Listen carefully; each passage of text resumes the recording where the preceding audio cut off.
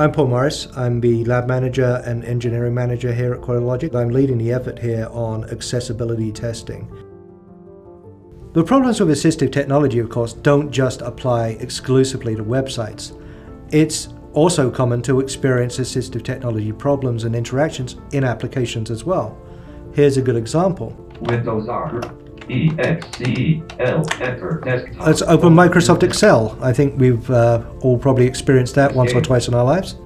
So I'm in the Excel grid, and it's fairly easy to arrow around. A2, B2. And it will tell you where you are. So A1. let's put a header in here to say enter, data. data. A2, 1, A3, 1, A2, 3, So I've just typed in some numbers in each of the cells. First cell, data A1. First cell, data A1.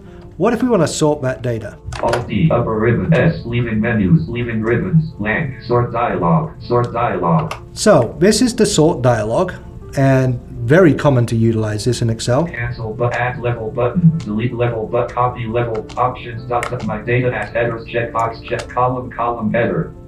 So we'll actually try and filter this data. Sort field row. Sort field row. Sort by combo. Sort by combo box. Open list box. So I've opened the list box, which should have all of my headers in there, and I'm arrowing up and down. Nothing's being spoken by my screen reader. How can I sort? That's something which is a bug, right? There's no way for me to interact with this dialog in a usable way. And I'm sure, Microsoft probably doesn't know about this issue. It's definitely something that we users of assistive technology run into on a daily basis. In almost all of our workflows, we'll find controls and elements which we just can't interact with.